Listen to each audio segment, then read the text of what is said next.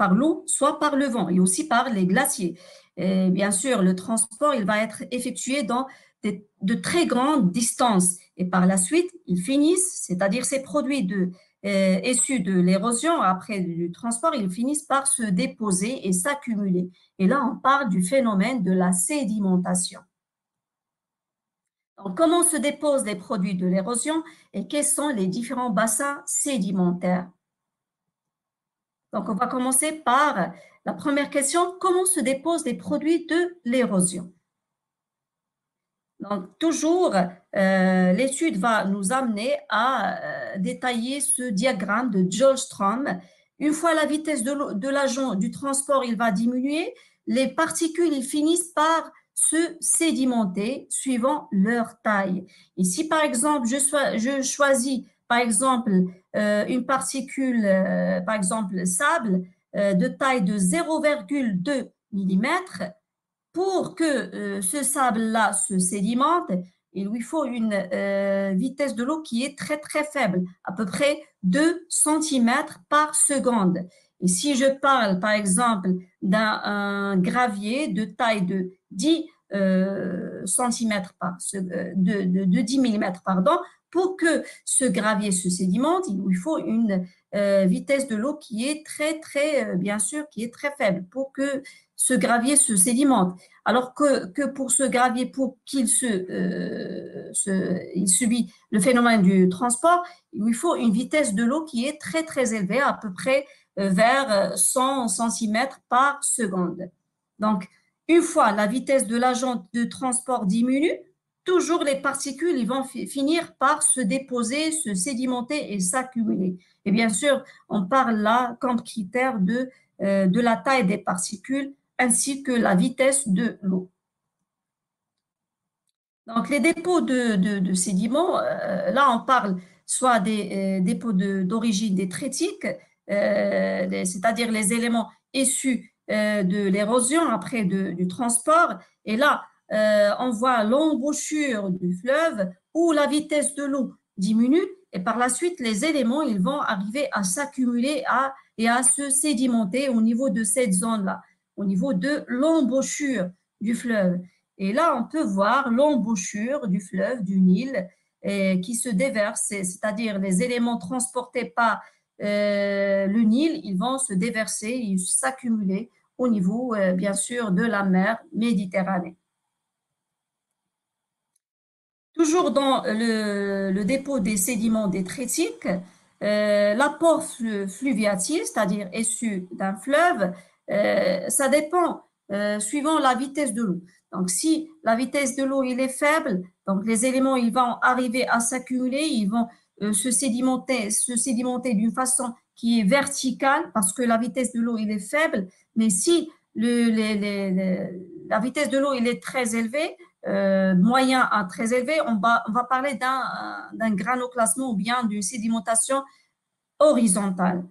Donc là, on parle de dépôt de sédiments au niveau des terrasses fluviatiles de la part ou bien des deux rives des fleuves.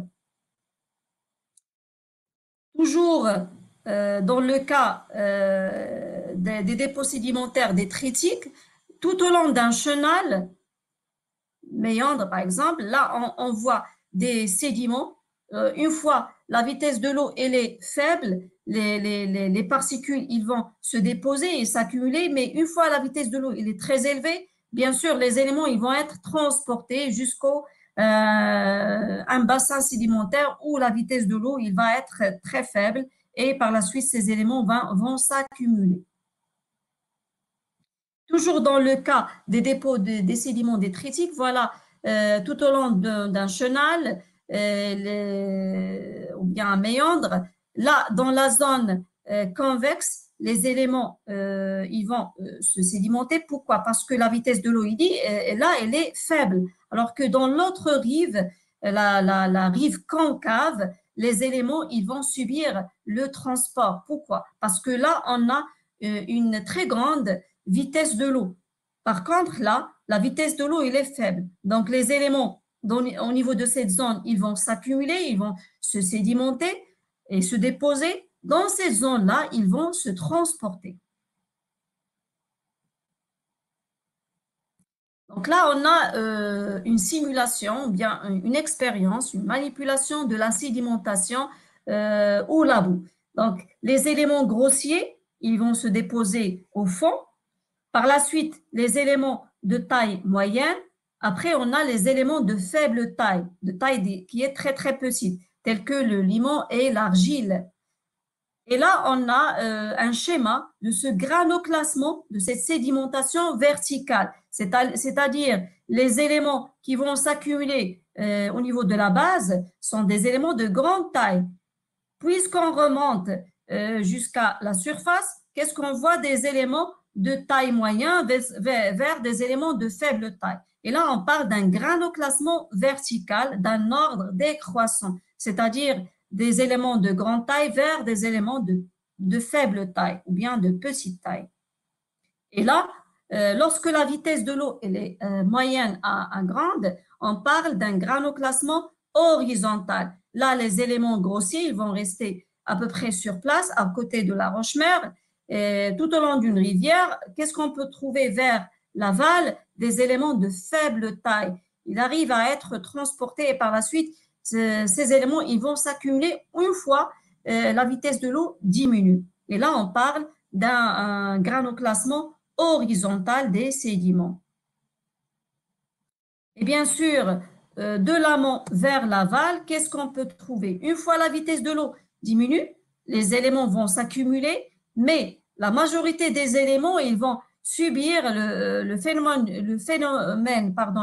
du transport pour arriver jusqu'au niveau de la mer. Et là, on va parler de différentes zones au niveau de la mer. On parle du plateau continental, aussi le talus continental. On parle d'un pondage qui est très, très raide. Et par la suite, la plaine abyssale où on parle des courants de turbidité. Et là, lorsqu'on va passer vers les grands fonds, qu'est-ce qu'on va trouver? Des particules de faible taille, de petite taille, car à l'origine, ils sont des éléments grossiers. Ils ont subi une érosion après transport et par la suite, ils vont se transformer en petites particules pour arriver jusqu'au grand fond marin. Et là, qu'est-ce qu'on va trouver? Principalement de l'argile, et l'argile rouge surtout. Là, on va parler des dépôts d'origine chimique, un autre type de dépôt. Les dépôts d'origine chimique, par exemple, les évaporites, ces sédiments qui sont formés au niveau de la lagune. C'est quoi une lagune? C'est un bassin sédimentaire sous forme d'une étendue d'eau généralement peu profonde et qui est séparée par la mer par un cordon littoral. Et souvent, il est constitué bien sûr du sable fin. Et là, qu'est-ce qu'on va trouver au niveau de cette zone-là, au niveau de ce bassin-là? Surtout pendant la période estivale, l'eau, il va s'évaporer. Et par la suite, les éléments, ils vont s'accumuler et se sédimenter. Et là, on va parler des évaporites. Cette image-là, il va présenter aussi un apport, bien ces dépôts d'origine chimique dans cette zone-là. Il y a une connexion avec de l'eau douce et aussi avec de l'eau salée. Et une fois l'eau s'évapore, surtout pendant la saison sèche, par exemple pendant l'été, et par la suite, il y a précipitation, il y a accumulation pardon, de ces éléments. Principalement, ces éléments sont des sédiments sous forme de sels, des sels minéraux tels que les sels, les NaCl, les carbonates de calcium, etc. Et aussi, il ne faut pas oublier le gypse. Donc, tous ces éléments-là sont nommés les évaporites, qu'on peut les extraire à partir des lagunes, ces étendues d'eau qui sont toujours juste à côté, la majorité des cas, juste à côté de la mer. Toujours dans le cadre des dépôts d'origine chimique, cette fois-ci, on va parler des sédimentations calcaires. Donc, les calcaires sont des roches sédimentaires, tout comme les grès et les gypses, et qui sont facilement solubles dans l'eau. Donc là, il y a précipitation des carbonates, il y a des particules calcaires qui vont s'accumuler, qui vont arriver surtout au niveau de la mer, ils vont s'accumuler pour former des roches calcaires. Voilà une autre forme de sédimentation calcaire, et là on parle des décorations. On nomme aussi les stalagmites et les stalactites. Ce sont le plus souvent composés de calcaire. Ils peuvent prendre ces formes-là, des stalactites et des stalagmites. Donc, ce sont des sédimentations calcaires et bien sûr d'origine chimique. Un autre type de dépôt, cette fois-ci, c'est d'origine biochimique.